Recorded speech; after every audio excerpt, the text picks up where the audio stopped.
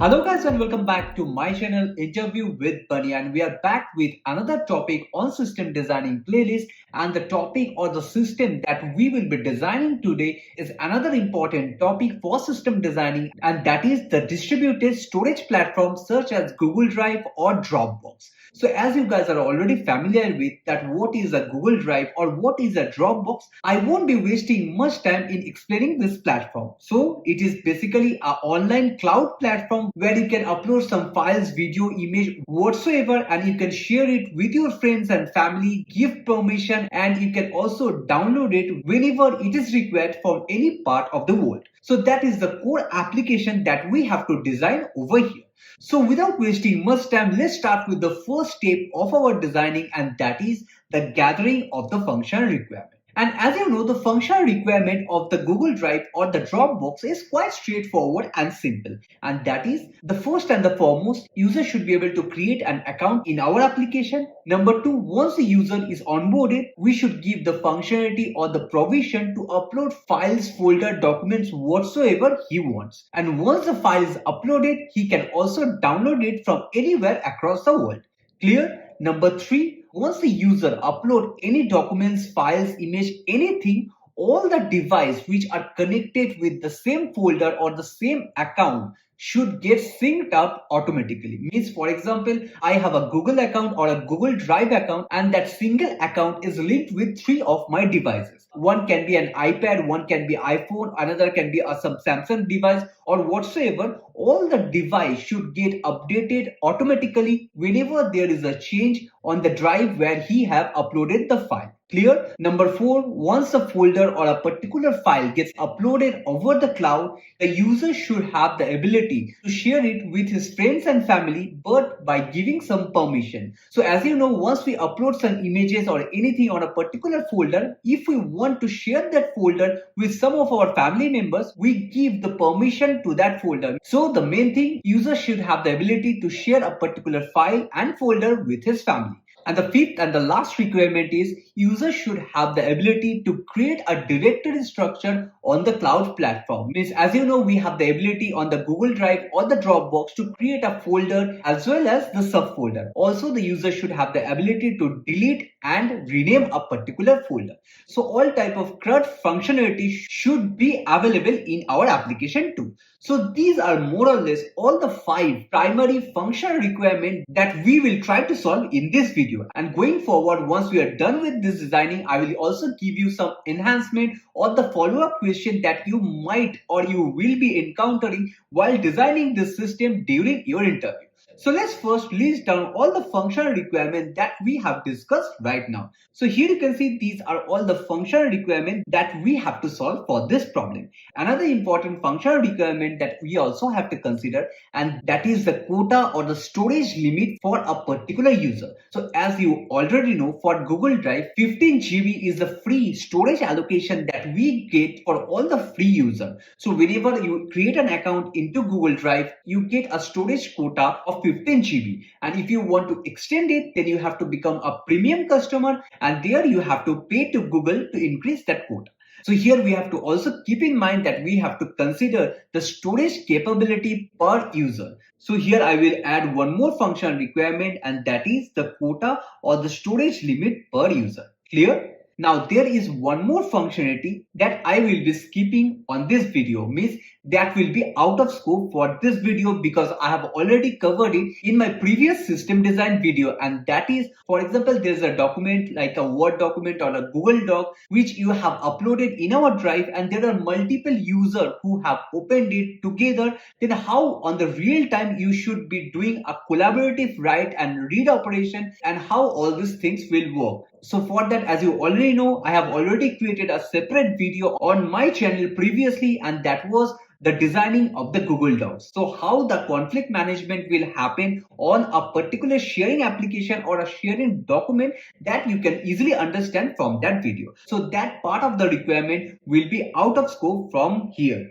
So here we will only focus on how we should store some of the files and images in our cloud storage and how we will save and share it across our friends. So here you can see we have already gathered all the functional requirements that we needed to start with our video. Now since we are done with our first step of our designing, that is the gathering of the functional requirement, now we will go to our next step, and that is gathering of the non-functional requirement, where we will see all the characteristics of the system. So let's go to our next step, and that is the gathering of our non-functional requirement. And as you know, the first non-functional requirement that we should discuss with our interviewer, and that is understand the scale of the system, because without understanding the scale of the system, it is not recommended to proceed with the designing, because knowing the scale of the system is very much crucial, because that will help you taking some of the crucial decision in the future. Means whether you should go with a microservice architecture, or you should go with the monolithic application, or what should be the throughput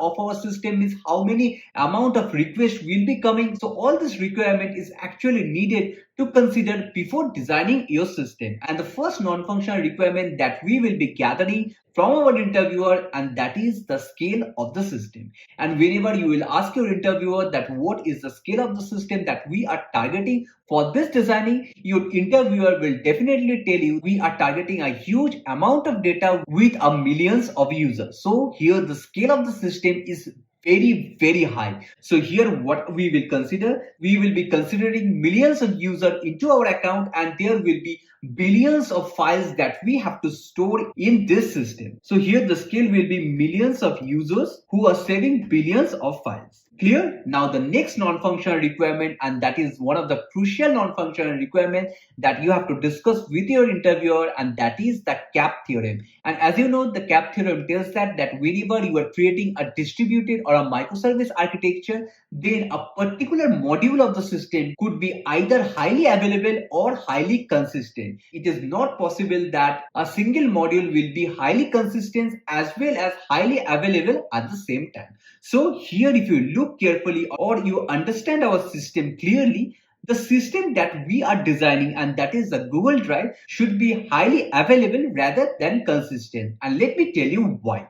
That is because whenever a particular user is opening the Google Drive or try to upload a file into the Google Drive, obviously at that time our application should be up and running, because otherwise it is not possible to serve the request or serve the request to upload the file. So here the availability of a system is very crucial. Now why we are not giving the priority to consistency? That is because it is fine that whenever a user upload a document or upload a file in the system or in the cloud, it is fine that after a minute or after a few seconds, those things gets reflected to all the device that is getting synced. So it is completely fine with a small nominal lag or a eventual consistency on the sync mechanism. Means, for example, I am uploading a particular image for my family. It is fine that after a millisecond or few seconds, all my family members with whom I have shared a particular folder gets updated with all the latest image that I have uploaded. So eventual consistency is fine with that aspect. I hope that is clear that why here we are giving the priority of the availability more than the consistency. Clear? So I will just write it over here. So here you can see that I have mentioned that here the availability of the system will be much more than the consistency. But this is only applicable while uploading a file or while doing a sync across the device. But remember, our system should be highly consistent on the metadata or the document part. Means whenever a collaborative writing is happening on the front end between the two users on the same document or the same file, at that time the system should be highly consistent. Otherwise there will be a conflict on both the end and it will be very difficult to manage. But based on the file uploading platform, our system should be highly available. Now the next non-functional requirement is like the system should allow to upload a very huge file. So as you know, in Google Drive we can easily upload a video or any high quality image that can be 2 to 3 GB or whatsoever. So everything is supported by Google, whatever the file size. It should be only below the quota or the free space that is available for your account. Otherwise you can upload any number of files or any size of the file that you have. Clear? So that will be our third non-functional requirement. Now the fourth requirement is the latency of this system should be as nominal as possible. Now what is the latency? When I'm talking about the latency, I mean two things. Number one, the file uploading latency, and number two, the syncing latency. So whenever you are uploading a file, obviously The bandwidth of your system or the bandwidth of your internet becomes your primary key element. So based on your bandwidth, the system should support the file uploading as soon as possible. Now number two, whenever there is a syncing operation between the device or across the device, at that time this latency should be nominal. So here what I will mention that the latency of the system should be as minimal as possible. And the last and not the least and the most critical and the most important non-functional requirement that we have to support in our system, and that is the reliability and the durability of the system. Means if a particular user uploads anything in our server, by anyhow the file or the folder should not get deleted from our account. Means whatever happens in our backend, whether the server crash or whatsoever, we should have the copy of that file in our backend. So our file should be durable and secure in our system, and there should be zero data loss. Clear? So here our fifth and the last requirement will be that our system should be durable and secure, and there should be no data loss. So here if you look carefully, we have gathered all the functional and the non-functional requirement that is needed to solve this problem. And I hope at this point you have got enough idea that what are the problem statement that we will try to solve in this video. So since we are already done with our first step of our designing, and that is the gathering of the functional as well as the non-functional requirement, let's start with our second step of our designing, and that is the identification of the code entity, where we will see that what are the major entities that might be involved in designing this application. And as I always tell you, identifying the code entity is very simple if you have already gathered the functional requirement clearly. So let's go to the second step and the next step of our designing, and that is the identification of the code entity. So here if you go through our functional requirement that we have gathered over here, the first and the primary code entity that you can find is number one, the user. Because without the user, it is not possible to upload any file or folder in the Google Drive. So the first and the foremost code entity will be the user in our application. Number two, the file metadata. Means whenever you are uploading something on the internet or whenever you are uploading something on the Google Drive, what is actually happening is like you are uploading a file into our system, but there are a lot of metadata that is also getting uploaded along with that file. For example, the name of the file, the size of the file, the type of the file, who are given the permission, who are the user who have the read request, write request. So all these things comes under the metadata for a particular file, which is actually a code entity for our system. So our next code entity that we will be pointing out over here is called the file metadata. Now the next code entity that we will be identifying, and that is very obvious, the files and the folder. So here we will be having our third code entity that is nothing but the files and the folders. Clear? So these are more or less all the primary code entities that we can identify as of now just by reading all the functional requirements that we have gathered till now. It might can happen that there will be few more, and obviously there will be few more code entities that we can easily find out while we will be doing the system designing of this problem statement. But as of now, this is enough to start with our design. Clear? Now since we are done with our two major steps, and that is the requirement gathering and identification of the code entity, we will go into our third step of our designing, and probably this will be one of the most important part for this entire video, and that is the API design. Now if you are familiar with my videos, I always tell you that do not waste your time in designing the API until and unless your interviewer asks for it, because identifying all the public REST endpoint at the very starting of your designing is very difficult, as well as it will take a lot of your time during your interview. But remember, for this problem statement, that is for designing a distributed storage platform, API designing is very crucial, because frankly telling, the high level or the deep dive designing of this Google Drive is not that much critical. So it is very important that once you are done with your designing, your interviewer will definitely tell you to list down all the major endpoints that are required to facilitate all these functional requirements. So knowing the API endpoint for this problem statement specifically is very important. And why I'm telling this, you will get to know very soon while we will start with the designing. So let's start with our third step of our designing, and that is the API design. And as you know, API designing is actually quite simple if you have done the functional requirement correctly, because in most of the cases API designing has one-to-many mapping with the functional requirement. So let's see what are the public REST endpoint that is needed to fulfill all the functional requirement that we have gathered. So let me first write down few of the API endpoints, and after that I will explain you in detail that how the things are working over here and what is the data flow by which Google Drive upload a particular file in the backend, and understanding the in-depth knowledge of how a particular file gets uploaded in the backend, how it gets shared across multiple users, and all these things is very important, because as I've already told you, high level designing of this application is very easy. So let's start with our API design. So the first API endpoint that we need is for the creation of the folder. So here you can see I've intentionally left one API endpoint, that is user onboarding, since I have covered the user onboarding in almost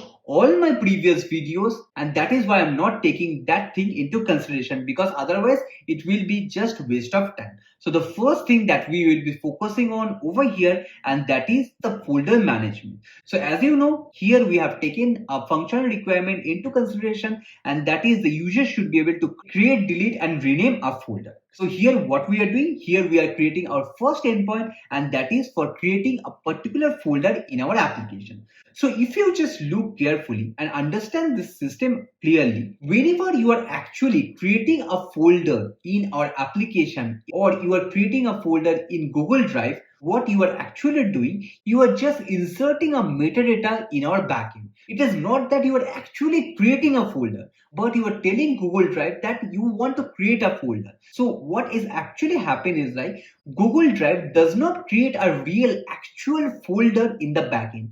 Rather, it just creates a metadata in the database that a particular user want to create a folder, so that once the folder is created, if the user want to visualize the folder, what we are actually doing, we are just passing that metadata to the front end, that there is a folder that exists, and there the front end, just by reading the type of the file, it will render on the front end that there is a folder on that particular drive. So here what is happening, whenever we are giving the functionality to the user to create a folder, we are not creating a directory. What we are doing, we are just passing the metadata like a name of the folder. After that, the date and time, all these things will go as a metadata. And here at the end, since here we are creating a folder, that is why the type of this metadata will be a folder, or it will be a directory. Clear? Similarly, whenever you are creating a file in our system, what we are doing nothing special. Rather, we are just changing the type from a folder to a file.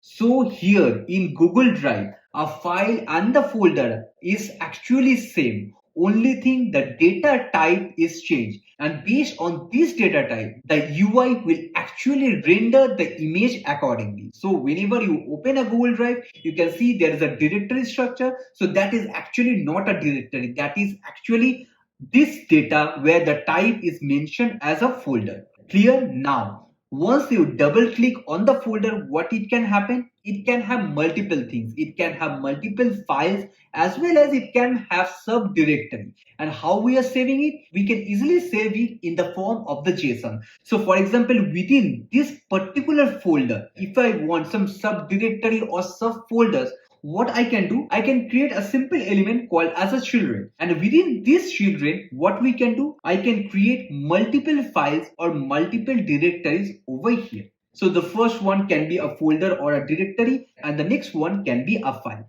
So here, if you understand this scenario correctly, whenever you are creating a file, or we are deleting file, or we are renaming a file, you are actually not changing anything on the directory structure. Rather, what you are doing, you are just changing the metadata of the file. So this is nothing but a single JSON element that you are actually manipulating. You are not changing the file or the directory structure.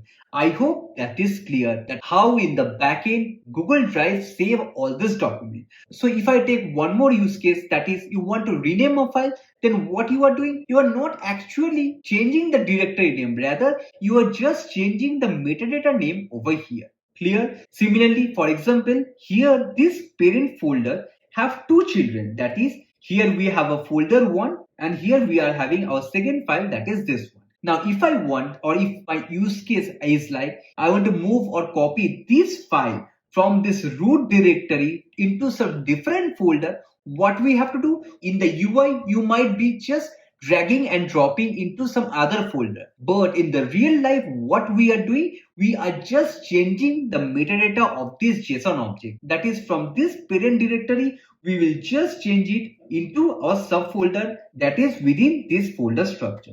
Means right now the file is not present within this parent folder, rather it is within the subdirectory, that is our folder 2. Clear? So just to make you clear, whenever you are manipulating any data on the front end, you are actually changing the metadata of all the folder structure that you have in your account. Now, with this concept in mind, that you are not actually manipulating any file or folder, rather you are just changing the metadata object of a particular file, let's start with our API design. So the first what we have done is like, here you can see that we have taken into consideration, that is how we should create a particular folder in our account. And here if you look carefully, we are doing with the help of our API endpoint, and that is a post endpoint. Means we are submitting our data in the backend. And what we are submitting, we are just submitting the metadata of creating a file. Means here we are just passing the metadata, that this is the name of the folder and the type of this file is folder or directory. So these are the metadata or the primary metadata that you are sending in the body of this post request. So here you can see, this is how we are creating a folder in our backend. Now the next endpoint is like, once a folder is created, you have to see that what is the permission or what is the data or the metadata of the particular folder. And for that we are having our second URL, that is our get endpoint, with the help of which we are actually getting the complete metadata of a folder. So for example, when you are creating a folder, obviously you have provided a permission to that folder, or it is on the default permission, or whatever the metadata, for example, who have created all this metadata can be fetched with the help of this endpoint. That is, here we are giving the folder ID, and based on that, it will simply return all the metadata of that folder. Clear? Now the next important thing is like, here if you see, we also need to see that what are the content within a particular folder. And to get the content, we need our next endpoint, and that is obviously a get endpoint, that is the folder ID / content. And whenever you are hitting this URL, basically our backend will return this entire response. Means for this particular folder, this is the directory structure, means these are the childrens to this folder, and all these things will get listed for this endpoint. I hope this is clear that why all these three endpoints are very crucial for the folder operation. Now other than this, there will be a few more endpoints that are required. For example, the renaming of the folder, the deletion of the folder, and all these things. I hope this is clear. Now since we are done with our first endpoint, and that is creation of the folder, now let's see how a particular file will get created, or how we will upload a file in our server. Let me now list down all the major endpoints for this operation. After that, I will let you know how this each and every endpoint is required.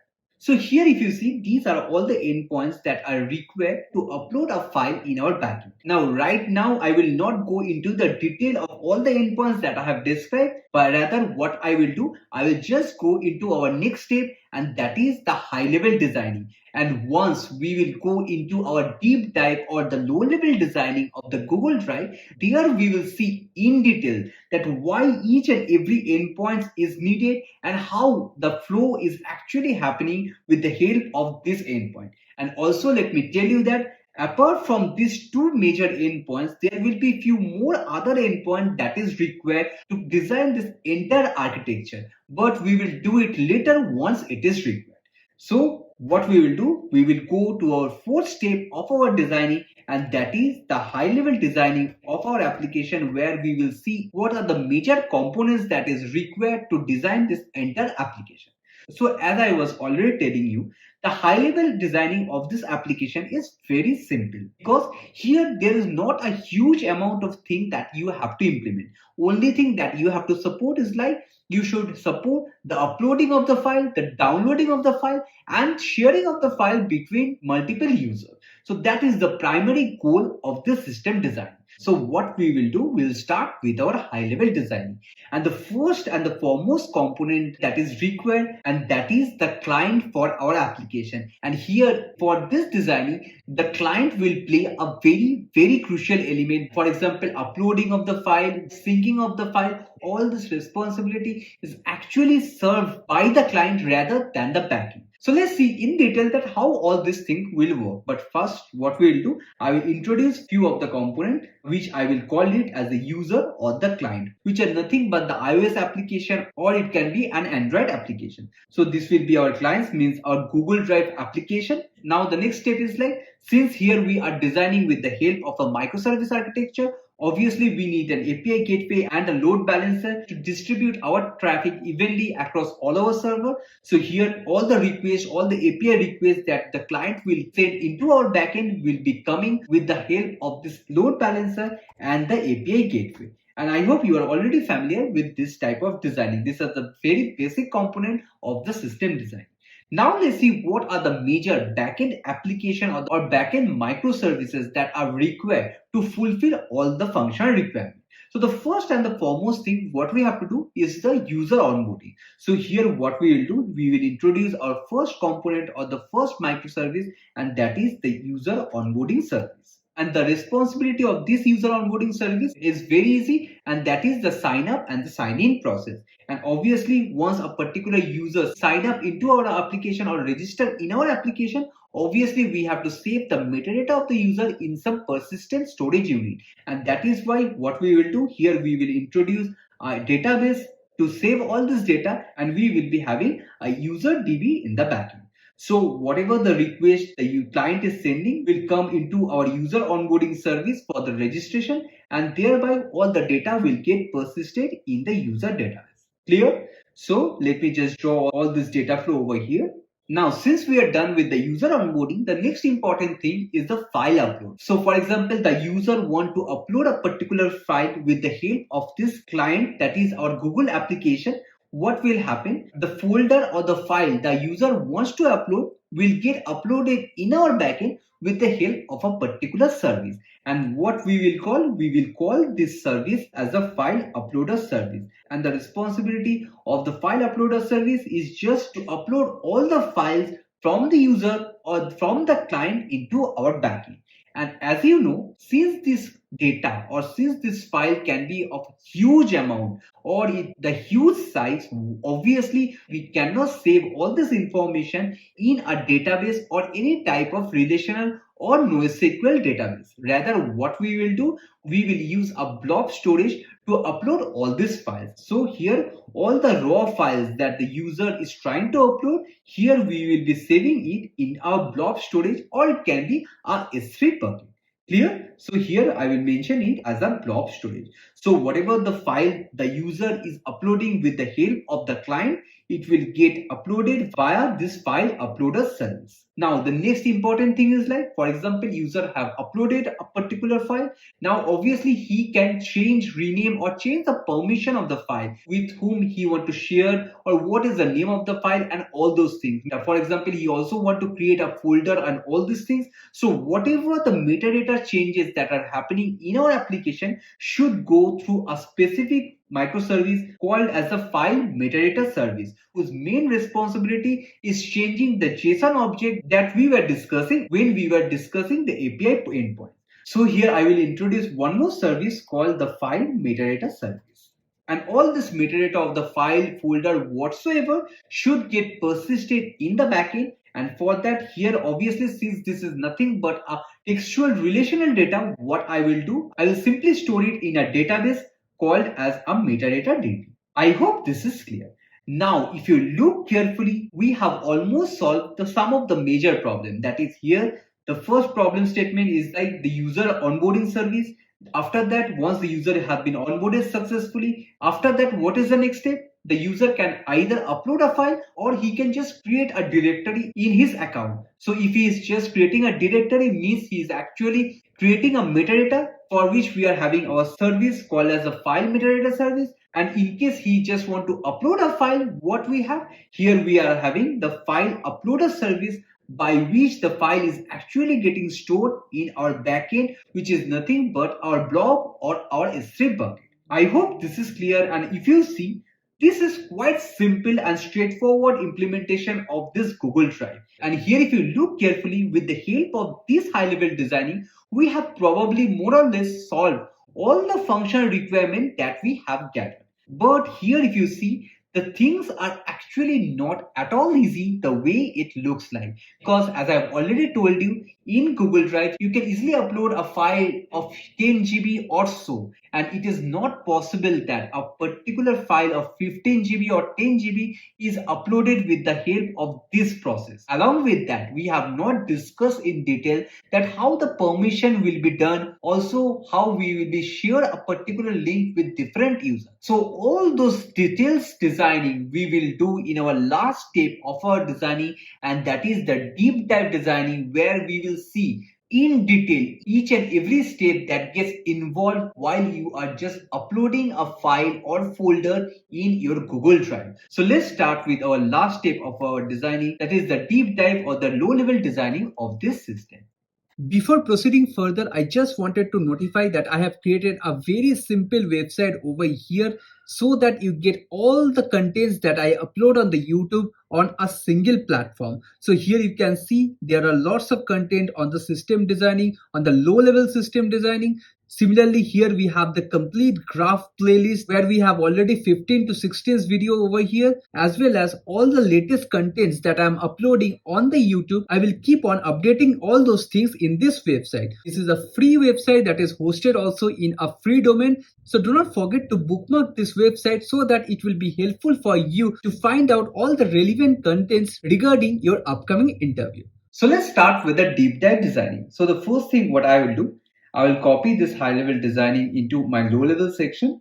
And along with that, there is one more important thing, that is here I will leave some space for the API designing, because I have not covered some other API endpoints that is actually needed to implement everything. So as I've already told you, API designing for this use case or for this designing is very important. So I want to explain in detail that at each and every step, what are the APIs that will get invoked, and based on that, I will write it down over here so that it will be easy for you to understand. But before that, I will go into the first component of our deep dive designing, and that is with the client. So in most of our earlier videos, what I used to do, I just used to tell that we have the clients or the user who are actually invoking our service. But for this use case, this is something special, because here in this case, both the backend as well as the front end belongs to us. Means here the clients are nothing but the application or the apps that the Google Drive or the Dropbox actually have. So during the interview, we also have to tell in detail that how this client will get developed. So we'll just tell in a high level that what are the components that are actually there within the client and who are responsible for uploading the file and all the syncing mechanism. So let's see in detail that how the clients are actually developed. So what I will do, I will just specify these as one of our clients. So this is nothing but an enhanced version or a magnified version of this client. So this client will have multiple components or multiple level of services within itself. So let's see one by one. So let's take an example. You have a desktop application, something like Dropbox. Now, if you want to upload a file into the Dropbox, what we actually or normally does is like we drop that file which we want to upload within the Dropbox. For example, you are uploading a video or some huge file, for example, 10 to 15 GB. But for this example, I will just consider a small file of around 16 MB. So when you actually drop a file of 16 MB into our Dropbox, it is actually not possible for this application to upload this entire file of this 16 MB directly into our backend storage. So what actually happens is splits the entire file into multiple chunks, by which a smaller segment of the entire file gets created, and thereby with the help of the network bandwidth, we upload the file into our backend. So this is actually the same way by which we have designed the OTT platform. So here also the same thing happens, that whenever a file comes into our service, means into our application, we divide the file or we split the file into multiple chunks, and thereby we upload those chunks into our backend. So the first component that is actually needed within this client service is number one, a chunker service. And as you know, the responsibility of the chunker service is to split the huge file or the videos into small pieces. Clear? Now, once the video or a huge file gets split into multiple chunks, what is the next step? We have to upload it into the backend. And for that, obviously, there should be an upload service within this client application also. So here we will be having one more service or one more functionality called as an upload manager, which actually upload files or chunks into our backend server. So let's define our second component, that is the upload manager. I hope this is clear, but let's take an example that the file size is very small. At that time, you do not need a chunker service to split that file into pieces. Rather, this upload manager will directly upload the file into our backend server. So the chunker service is only needed if the file is more than a specific MB that we will be defining very soon in the backend. Clear? Now, so you have seen that within this client application that we have defined over here, we have two major components. One is the chunker service and another is an upload manager service. Now, there will be few more services also involved or few more components within this client, which we will discuss when it is required. Now, since we got an idea that how the client service will look like in the front end, let's now see in the back end that how each and every service will interact with each other and how all this thing will work. So let's start with our first component, that is the user onboarding service, which is one of the most crucial thing for starting up our entire process, because without the user service, it is not possible to onboard a particular user to do the authentication and all these things over here. So what we will do here, we will see that how the user service will look like. So as you already know, and it will be more or less similar, that this is a simple user microservice which will be mainly responsible for uploading all the metadata of the user. And this is the user database, which is the persistent storage unit to store all the information of the user. So let's see what will be the schema structure and what type of database we will be using. So as you already know, user data is nothing but a flat relational data, and hence we will be using a relational database like a MySQL database or a Postgres database. So here I will go with a simple Postgres database. So let's see how the schema structure will look like. So this is how the schema structure will look like. This is quite simple and straightforward. That is, here we are having a user ID, email ID, password, creation date, and other required metadata. It can be the name and all the location and everything that is needed. So this will be a simple, very simple user onboarding service. Now let's go into our main component, and that is the file uploader service, which is actual meat of this application. But before starting with the file uploading service or how the file is actually getting uploaded in the backend, we need to see the steps that are involved in this entire file uploading process. Means how the chunks are getting created, how the chunks are getting uploaded in the backend. Though it looks simple and a straightforward application that we will simply upload the chunk with this simple flow, but this is actually not the way these things are implemented. So let's see in detail that how these things are actually created and how the each and every file gets uploaded into our backend storage, that is the blob storage that we have defined. So what actually happens is, like, let's take an example that we want to upload a file. For example, a 16 MB file. Once the user want to upload a file of 16 MB, the file gets dropped into our application, that is our client. And once the client gets the new file into our system, what it first checks? It first checks that whether the file that it had received, whether it already have a copy in its local or not. So it might can happen that you have already uploaded a file and the next file that you are uploading, that is actually the same file but a edited or a modified version of the file. So at the very starting point, what the front end or the client will do, it will first check that whether it is a duplicate file or it is a new entry that we need to upload in our backend or not. And to do that, obviously, there we need a storage unit or we need a local database by which the client need to validate that the new file that had came into our local server, whether it is a file that has been already uploaded in the backend or not. And to do that, we need a small storage unit. So what actually happens, there is one more component that we have in our client component, and that is a local metadata index. which is nothing but a simple storage unit which keeps all the versions and every metadata of the file that are already present in the backend. And this file or this local storage is actually the main core component which helps the file to sync between multiple devices. I hope you got a small idea that how the things will going to look like. So here what I will do, I will create one more component within our client service that is called a local metadata index.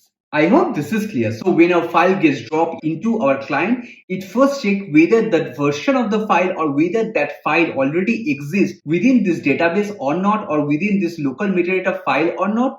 And if it is not there, then what happened? It starts with the uploading process. And to upload the file in the backend before it gets chunked into multiple pieces, we also have to validate one thing, that is whether the user have that amount of storage in his account or not. So as I've already told you, here we have taken a functional requirement into consideration, that is the storage or the quota limit per user. So it might can happen that a user is a free user who have right now 2 GB of space, and he is trying to upload a file that is of 4 GB. So obviously we cannot give the permission to upload that file beyond the user quota. So at that time we have to block that uploading. And to do so, what we do, we first do a validation to check that whether the storage quota is fulfilled or not. So what actually happens is like here, once the files get uploaded, the first call goes to this uploader manager service.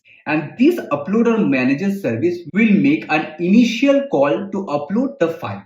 And the first request will go into this file uploader service. And what endpoint we use to invoke that? We use this first endpoint, and that is the file upload init. Means we are trying to initiate an upload process. So let me just write down the steps one by one so that it will be easy for you to understand.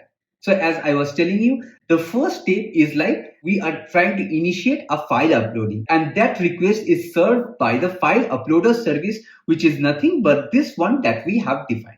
Now let's see what is the request that comes into this file uploader service and what will be the response to that. So here you can see on the first call, that is our init call, what is actually happening. The client is making an init request in our backend, that is our file uploader service. And in this request, it is sending few of the important things. That is, here you can see it is sending the name of the file, the size of the file, and the folder ID on which the user want to upload that file. Now what the file uploader service will do, it will first check that whether the quota of that user is there or not. So based on the file size that we are sending, it will first do a validation on the total amount of the storage space that is remaining for that user with the file size that he is uploading. And if the storage size that is remaining is less than that of the file size, obviously it will throw an error message in the response. Clear? And how it is done? So here at the very first,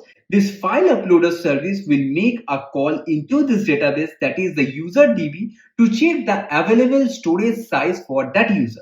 So in this metadata, we have to store one more component or one more attribute, that is the total amount of the free storage the particular user has. So the first call will go into our user database, and from this user database, it will first check the storage limit, and thereafter it will take the decision that whether we should permit the file uploading or not. And if the user have enough space to upload that file, then comes the main thing. That is, it will send in the response few major components. Number one, it will first define a file ID, which can be a simple auto-generated UUID for this corresponding file name.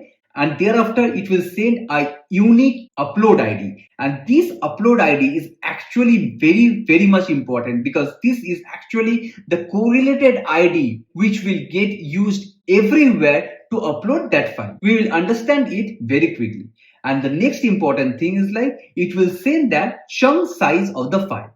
So actually here you can see the file size that the user want to upload is pretty huge, which is obviously not possible to upload in a single shot because we do not have that much amount of the bandwidth. So obviously we need to split that video, and since we have to split that video, our backend service will return the size of the chunk on which the video will get splitted. So here you can see the chunk size can be anything from 4 MB, 5 MB or 8 MB as defined in the backend. but this will be same for all the file uploading that is happening in our backend. It cannot differ from one video to another. So this is a fixed chunk size that we are defining over here. Clear? Now another important attribute that will come in the response, that is the existing chunk, which will tell that whether there is any chunk that is already uploaded in our backend or not.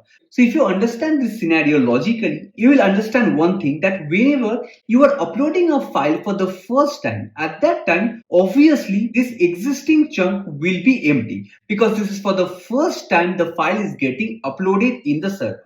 But let me tell you at what scenario there can be some existing chunk in the backend. So for example, you have started with the file uploading, and at some point there is a connection dropout. Means while you are uploading, due to some internet connection or whatsoever, your file uploading stops in between. Now if you want to resume that uploading service, obviously it is not recommended to start everything from the scratch. Rather, what we will actually do, we will only see what are the files that are not being uploaded in the backend, and we will only upload those chunks in our later call, so that we can save some of the bandwidth. So here we have to define two scenarios. That is the scenario one, when there is a fresh upload and there is no existing chunk in the server, and number two, a scenario where there is already few of the chunks already uploaded, but you are creating a fresh upload because of the network dropout. Clear? So here what we have to do,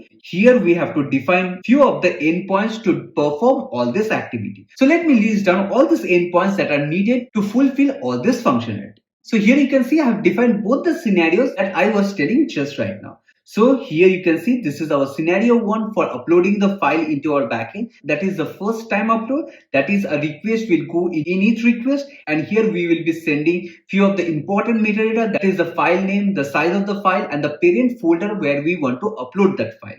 And if it is for the first time we are uploading, what the server will return, it will return a unique file ID, upload ID, the chunk size on which you have to split that video into pieces in the client side, as well as the existing chunk in the backend. Clear? But if it is a resume upload, means there is already a connection drop that had already happened, then what we have to do, here if you see, the request will be something different. That is, here apart from just sending the file name and the file size, you also have to tell the resume upload ID, which we have already sent in our previous call. So here if you see, here on our first call, means when we are doing a first upload, here we have given an upload ID, and in our second call when we are resuming an upload, obviously our front end or the client know the previous upload ID that got defined previously. And here to connect or correlate these two upload, what we are doing, we are sending the resume upload ID, and this upload ID should be same between these two calls. I hope this is clear that how these two different calls which is getting invoked whenever there is a network drop, at that time how our backend system is understanding that it is the same part of the videos that are coming right now. Clear? And once we are getting this request from the front end, what we are doing, we are just sending a response to our client that this is the file ID, this is our upload ID, and along with that, these are the existing chunks that are already present in our backend. So you do not need to resend or re-upload all this chunk again. So you can start with our next chunk, that is from the sixth chunk. Clear? So this is how the things are happening over here while there is a network drop during your first or initial upload of the file. I hope this is clear that on the first step, how we are handling both our scenario of fresh upload as well as an upload when there is a network drop. Now let's see what will be the second step. Now here if you see that the backend service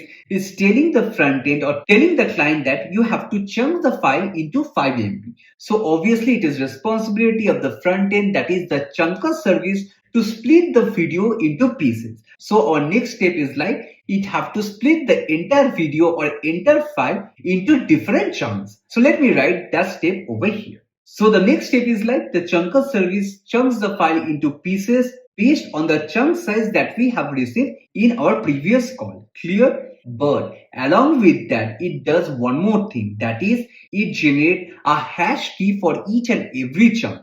Now why this hash key is needed? we will get to know very soon. But here remember one thing, that is, for example, your entire video needs 10 unit of chunk. Then for each and every unit of the chunk, we have to create a hash key for each and every chunks that we have created. Clear? So here you can see we are done with the two step. That is the first initial uploading stage where we have seen that whether the storage quota is fulfilled or not. And another thing is like how many number of pieces of the file need to be created. Now start the main thing, that is uploading the file in our backend. And let's see how this thing is actually done. Here, instead of just uploading the file via this route, what happens is like the client tells our backend server, that is our file uploader service, to generate a signed URL to upload the file directly into our blob storage. So whenever a file is getting uploaded, here the file does not go via this path, that is the file uploader service. Rather, what happens is like we generate a direct signed URL from the client into the blob storage, and we skip this entire path of load balancer and the file uploading service. I hope this is clear that how the file are getting uploaded directly into our blob storage. But the main important thing is like how the signed URL is actually generated. And for that, to generate that, we are having our third endpoint, that is our chunk URL. Means here we are requesting our backend service to give a signed URL to upload each and every chunk directly into our blob storage. So let's see in the next step that how this thing actually works in the backend. So let's go into a third step of our file uploading process. So here you can see in our third step what is actually happening. Our file uploader service or our uploader manager in our client will make a request to this API endpoint. And what is the responsibility of this endpoint? It will do a couple of things. That is, number one, it will first validate the upload ID, means whether the file you are uploading is related to a particular session or not. Then it will validate the chunk ID which you are sending over here, and if everything matches and it understands that it is part of your uploading process, what it will do, it will simply return and generate a pre-signed URL from your blob storage, which will look something like this for an S3 bucket. And this process will take place for each and every chunk that we have in our front end. So for example, for a particular file, there are 50 chunks that got generated. Then for all the 50 chunks, this request will come into our server, and for each and every chunk, a separate signed URL will get generated and it will get returned into our front end. That is, for each and every chunk, this is the signed URL, and via this signed URL, you can directly upload the file from the client to our S3 bucket. Clear? Now, how this thing is getting uploaded? That is the fourth step, that is the file uploading or the actual chunk uploading process. So let me write down the fourth process or the fourth step that is involved over here. So the fourth step of our file uploading is nothing but the uploading of the chunk. And while we are uploading the chunk based on the bandwidth, more or less we try to upload 3 chunks at a time simultaneously so that the latency of uploading a huge file is as nominal as possible. So here you can see that we are uploading the chunks into our signed URL that we have generated in our previous request call. Now for this, which URL we are using? We are using this one where we are uploading the chunks one at a time.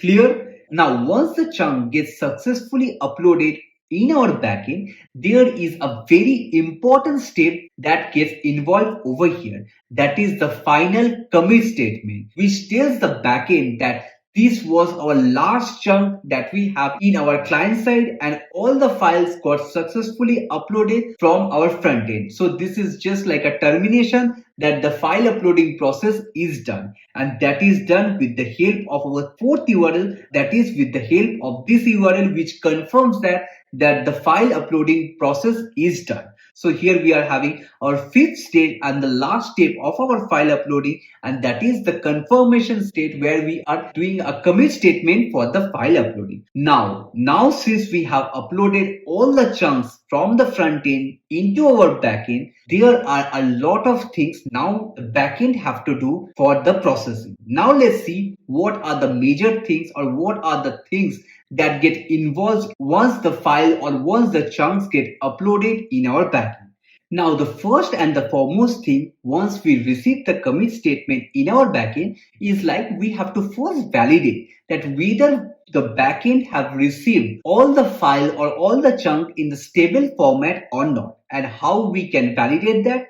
We can validate with the help of a very unique thing that we have already defined, and that is the hash key that we have generated. So if you have remembered, I have told you in our second step that when the chunk was getting created, here for each and every chunk, we were not only just creating the chunk, rather we were doing some more thing. That is, we were allocating a chunk ID as well as we were generating a hash key for each and every chunk. Let's now see what is the use case of this hash key. So this hash key is actually used to validate that whether the file that we have in the front end matches with the backend or not, because it can happen that while we are uploading a file from the front end to backend, it can get corrupted or some bits of the file might get lost in the network. So to see whether the packet or whether the chunk is as it is or not, we are actually validating this hash key that we have generated in the front end with the backend. Now, how this thing is validated? So here if you see in this request, that is while we were generating signed URL for each and every chunk, here along with the chunk ID, we also have to send one more thing, and that is the chunk hash. So for example, this is the chunk hash for this corresponding chunk ID.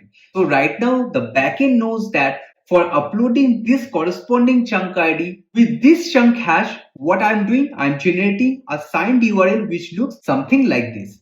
And all these things are done by the file uploader service. Now, once all the files or all the chunks get uploaded in the backend, after that, the reconciliation process or the validation process actually start in the backend. And let's see how, with the help of all this data, this validation gets started. So actually what happens is like once we are generating a signed URL with the help of this file uploader service, all the data that we are receiving as a metadata in the header or in the body of this request, we also have to store it somewhere. Because if you look carefully in this complete process, that is while the file is getting uploaded directly from the client into our backend, this file uploader service is not getting involved because the file or the chunk is directly getting uploaded from the client into the blob storage, and this file uploader service is not involved over here. So here once this request is coming for the generation of the signed URL, at that time only this file uploader service is storing all this information, that what are the files that are yet to come, what is the chunk hash and what is the chunk ID, all these things in a local storage unit. And for that, what we are doing here, we are using a simple Redis cache. Now, why we are using Redis cache apart from a storage unit like MySQL or any other storage, we'll get to know very soon. But here as of now, just get an idea that here to store all this metadata, that what is the chunk ID that is coming or what is the map chunk hash for that file, we are saving all that information in a Redis cluster over here, which is actually very important concept for the file uploading service. And what it will do, it will store all the metadata of each and every file that is going to get uploaded. So let me write all this information over here. So here if you look carefully, I have introduced a Redis cluster which actually store all the information that we are getting over here. That is the file upload ID, the chunk ID bitmap means the mapping between the chunk ID and the chunk hash, because obviously for a particular chunk ID there should be a particular chunk hash. So this mapping thing will store in this Redis cluster so that we can validate that whether the chunks got uploaded successfully in our backend or not. And along with that, we are having our retry count. So for example, if we see that a particular chunk got corrupted or anything, what we can tell our client to re-upload that corresponding file or corresponding chunk again. So here what is happening is like once the actual file or actual chunks get uploaded in the blob storage, or we can say it as an S3 bucket, a success response get triggered from this S3 bucket. That is the file got uploaded successfully into the server, and once this response gets generated, the file uploader service will act as a consumer and it will consume that request, and thereby it will simply validate the chunk that got uploaded. So the first thing what happens is like the chunk that got uploaded within this S3 bucket, it will create a simple local hash of that file here in our backend. And if the hash that got generated in the backend for a particular chunk matches with the same hash that got generated in the client, then only we can validate and tell that the file got uploaded in our backend without any problem or without any bit corruption. So here you can see what we are doing at the very initial stage. For each and every chunk, we are generating a chunk ID as well as a hash key. Similarly, once the chunk got uploaded successfully in our S3 bucket, we are again regenerating a hash for that key, and if the two hash matches with each other, thereafter we can confirm that the file got uploaded successfully. And how we are comparing this two hash value? That is, we are comparing with the value that is already stored in our Redis cluster, because the Redis cluster already have the value that got generated in the client end because it was part of the request body of the pre-signed URL. I hope this is clear right now that how each and every chunk is validated in the backend. Now, if in case all the chunks that got uploaded in the backend does not have any problem and it is a successful upload, then comes the sixth step of our uploading process, and that is saving the metadata in our database. So here if you look carefully at entire process of this file uploading process, we have not touched this metadata database.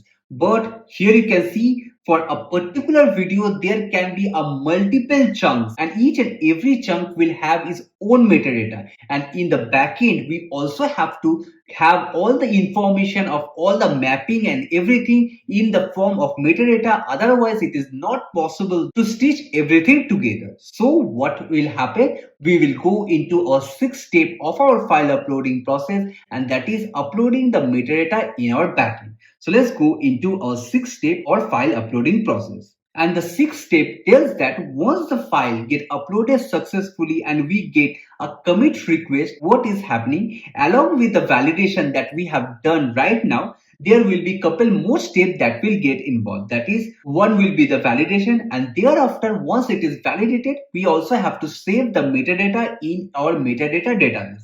So a request will go from the file uploader service into the file metadata service. And what we are storing? We are storing all the information that we have gathered during our entire file uploading process. Means whatever the information that we have in our Redis cache that we have stored during the uploading process, all those temporary information, now we will persist it in our backend storage system so that we can persist it for the future. And I hope right now you understand that why we were using a Redis cluster over here rather than uploading it directly into our metadata database.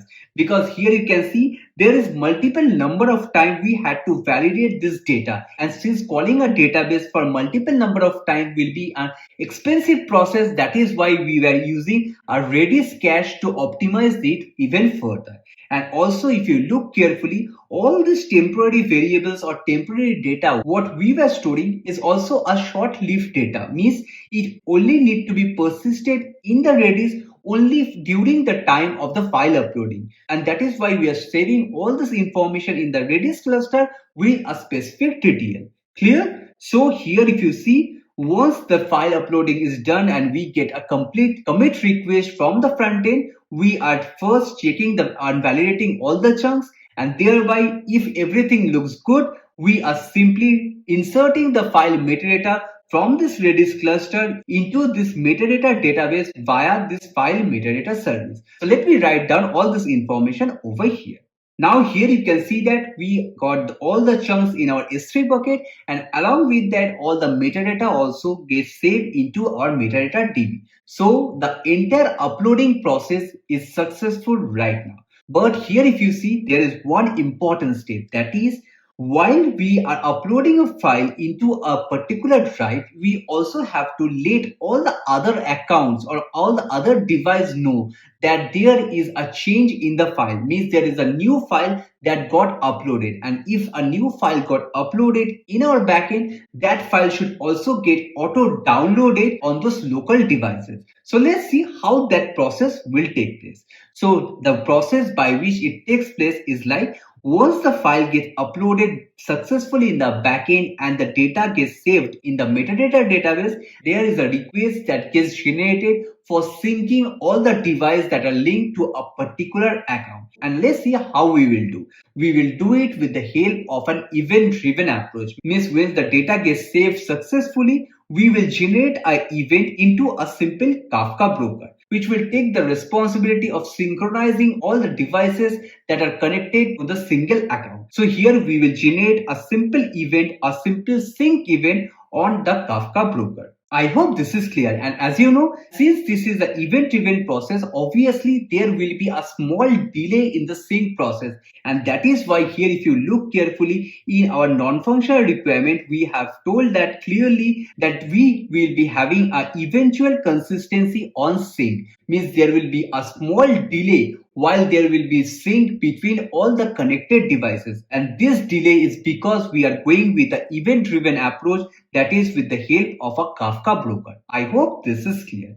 Now let's see how the client or how other devices that are already linked with the same account will get to know that there is an event or there is a change that got generated that is connected to the same account. So what actually happens is like, here we will be having a consumer service in our backend, which will be responsible for doing all these things, which we can call it as a sync service. And this sync service gets triggered via two processes. Number one is a push process and another is a pull process, which is the same way which we have implemented in our 13th video, where we were generating the news feed or we were generating the feed or for the Facebook application. So if you have remembered at that time, I have told you in detail that how the fan out process actually works over there. So if you are not clear with how that thing works, just go through my 13th video on my playlist where I have told you in detail that how all those things actually work. So here, just to tell you here, this sync service will get triggered via two processes. One is the pull process and another is a push or the fan out process. So let me write it over here. So here the sync service will get invoked by this two process. Now let's see how this client will actually hit this sync service. So here in the client end, there is one more service that is there. That is called the sync service on the client end also. So here I will introduce one more component called as a sync engine, which is actually responsible to keep everything in sync. So here what happens is like, for example, the client is online, means you are connected to the internet. At that time, to keep everything in sync, what it can do, this sync service or the sync engine of the local can make a simple request into this sync service to check that whether everything that is there in the local is in the sync with the backend or not. So here from the client, a request will go into a sync service, which is nothing but a pull request or a refresh request. And once the sync service receives that request, it will tell that what are the files that are missing in the local of this client and what files need to be downloaded. And how the sync service determines that whether the file in the local is in old version or not, that is done with the help of this local metadata index that we have stored over here. So while making the pull request to this sync service, what this sync engine does, it also sends all the metadata of the file that are present in the local. So based on the versioning and the number of files that are present on this local, it makes a call into this sync service, and this sync service will first validate all the file version with this metadata DB. Means here there will be another call from this sync service into this file metadata service, which will fetch all the latest version of the file that is already there. And if there is a version mismatch between the file that is present in the local with the version that is present in this database, then the sync service will notify that this file is outdated and the client need to download it one more time. Clear? So this is how the pull mechanism or the refresh mechanism actually works over here in case of the Google Drive or in case of the Dropbox. And how the fan out process works. So in case whenever there is a change in the file that got triggered in the Kafka, at that time the sync service read all this data from the Kafka is whenever there is a change in the file,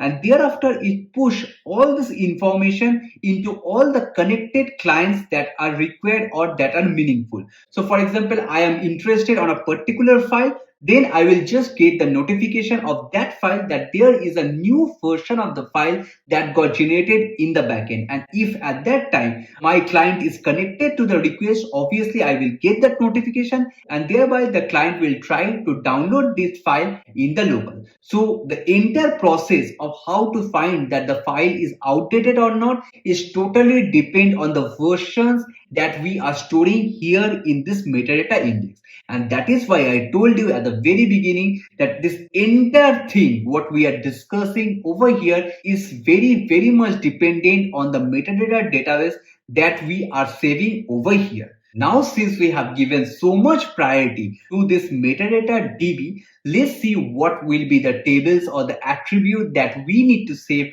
over here to validate all this activity that we had discussed right now. So let's see what are the tables or how the schema structure which of each and every table will look like.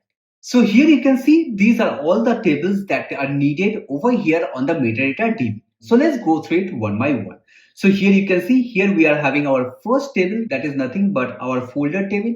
And as I've already told you, when you are creating a folder, you are doing nothing. You are just creating an entry in our folder DB. And this folder DB will have few of the attributes. For example, the folder ID, the parent folder ID, the owner ID, name, creation date, and all this other metadata. After that, we are having a file table, which will have all the information like what is the name of the file, what is the parent folder ID, where it is located, who is the owner, name, size, and all this other information. Similarly, if you see for each and every large file where it is getting divided into multiple chunks, we also have to store all the information of the chunks as well as the version. So what we are doing here, for each and every chunk, we are having the chunk index, the chunk ID, and the version ID. Now, why we need to save this version ID? I will let you know very soon. But here, if you see, there is one more important table, that is the chunk table, where we are having all the information of the chunk, like what is the ID of the chunk and which location on the S3 bucket this chunk is actually situated. After that, we are having the chunk size, the checksum means the hash that got generated, and all these things. And here also we are having a file version, means for each and every file we are having a version, as well as for each and every file we are having a permission, because obviously, as I have told you, once we are developing a Google Drive or a Dropbox, there the permission is very important, and this permission is nothing but a metadata for us. And here you can see, for each and every file, here we are saving a permission. So here we are having permission ID, we are having resource type, means whether the permission that is given is for a file or a folder. Thereafter, we are giving the resource ID, means the file ID that have the permission, then the user ID to which this permission is defined, the role, the creation date, and all these things. Now let's see one more important thing, that is how this version ID and the chunk ID is actually important over here. So what actually happens is like, so for example, you have uploaded a huge file in our client and all those files got uploaded successfully in the backend. Now in the future, or maybe after few days, you made a small modification into the file and then you want to sync the file in the backend. Now at that time, what will happen, once you save the file again and drop it within our client application, what will happen, a notification will get triggered that there is a change that had happened to a particular file, and this notification gets triggered with the help of a separate component within the client, which is called as a watcher service. So let me introduce one more component over here called as a watcher component, and I will let you know very soon how it will work.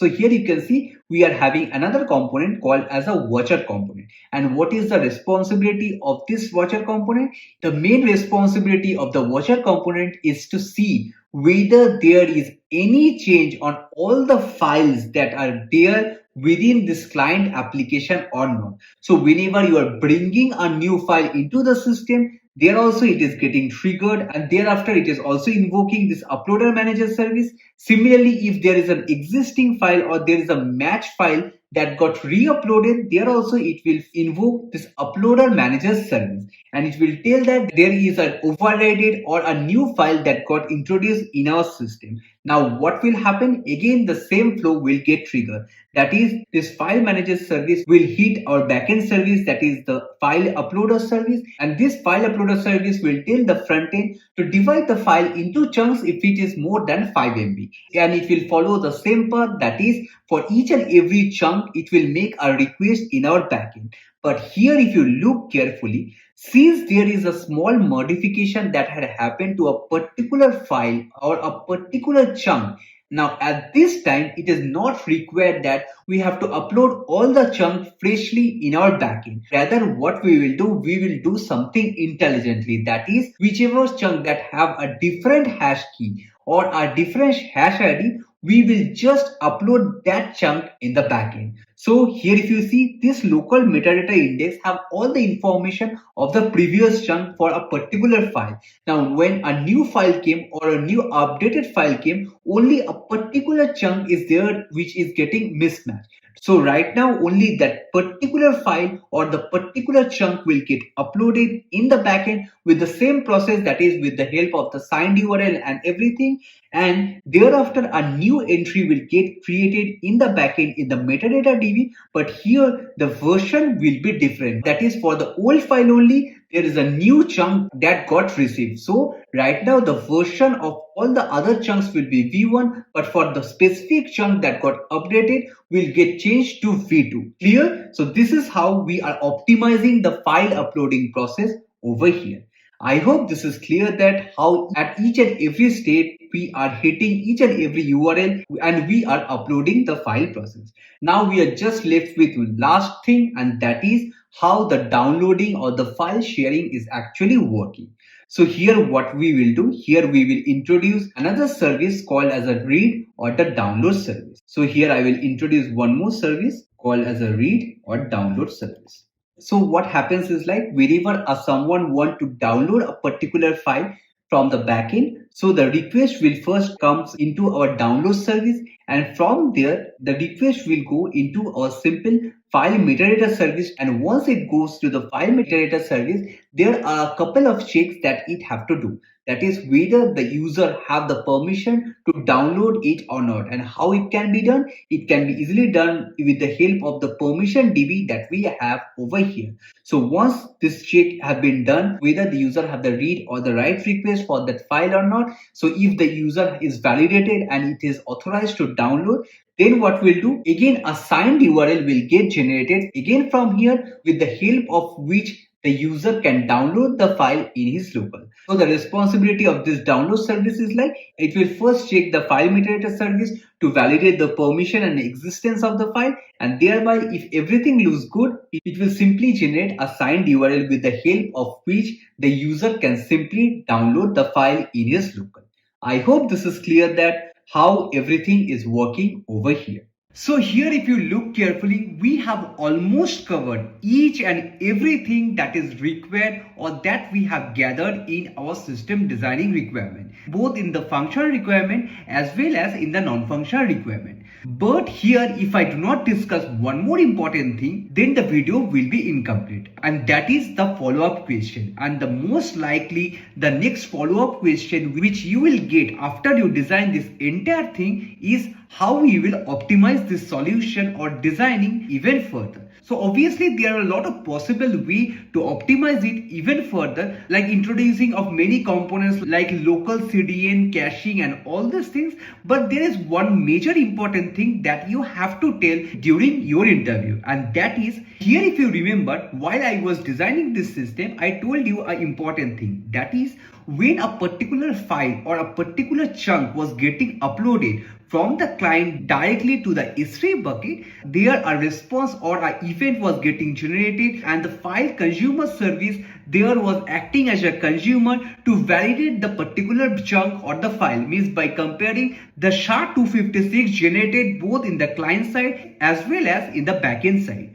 But this is actually a bit wrong technically, because of the fact here, if you understand that here each and every chunk is of 4 or 5 MB maximum. Now if someone or some of the user or most of the user is uploading a file of 15 to 20 GB, you can easily understand that how many amount of chunk that will get generated in the backend. And for each and every millions of chunks that got generated, if we keep on validating each and every millions of chunk that is getting generated, then on the runtime, all the processing speed of the file uploading service will get consumed totally for this validation, and that is actually a very bad design. So actually what happens is like, once the chunk is getting uploaded in the backend, means from the client to the S3 bucket, on each and every chunk upload, this validation doesn't take place. It only takes place once the client makes the final call of the commit statement, means once all the bits of the chunk gets uploaded in our backend, means in our S3 bucket, there only the validation takes place when there is a commit received by the file uploader service.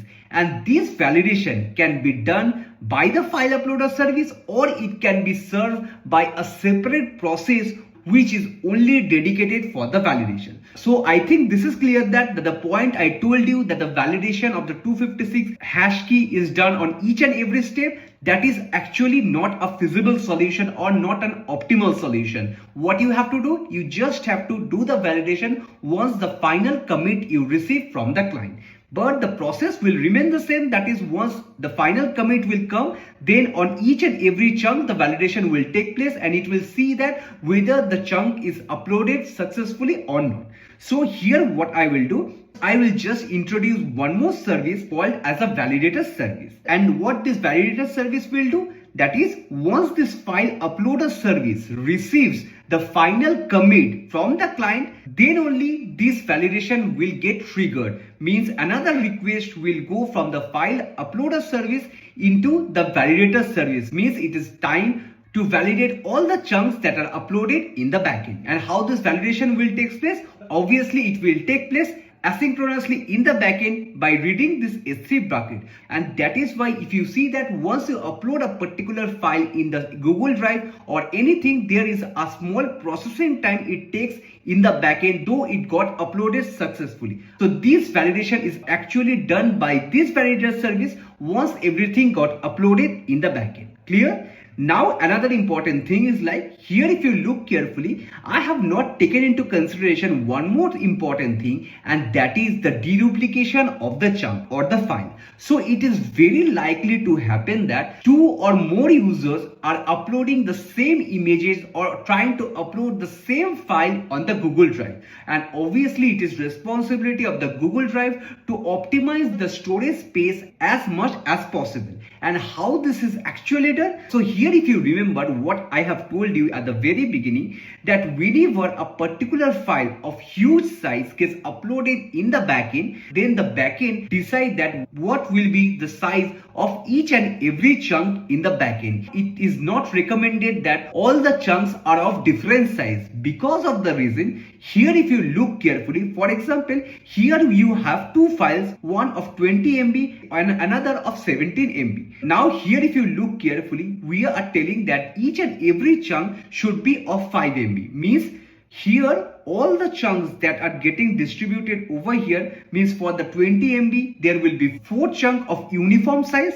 Means here there is one chunk, here there is another, and here there is another. So there is 4 chunks of uniform size, that is 5 MB, 5 MB, 5 MB and 5 MB. But for this file there will be 3 chunks of 5 MB and 1 chunk of 2 MB. Now here if you look carefully, in any of the case, if two of the chunk are same on two different files, How we can determine? It can only happen if the chunk size is same, and thus the hash key that gets generated out of the chunk will also be identical. And thus we can easily delete one of the instance of the duplicate chunk and we can replace it with the existing chunk. I hope right now it is clear that how the space optimization is done here with this deduplication process. That is, all the chunk will be of same size and thereby the SHA-256 ID will also be same in case both the file are same. And how it is done? For that, here also you can keep one more service that will work in the backend as an async job for the deduplication work. So here we will be having one more service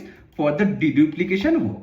I hope this is clear. And not only that, here there will be multiple services that are required for the validation of the file, deduplication of the file, for doing the sanitization, for doing a virus scan. So there will be multiple services that are running on batch on this S3 bucket so that there is no virus or anything that gets uploaded in the system. Similarly, there will be some thumbnail generator and all these things. So there will be multiple validation and post-processing service that will get involved over here, which will work on this S3 bucket simultaneously and asynchronously to check all the system validation. And all this validation and the work management can easily be done with the help of some Zookeeper and Kafka and all these things.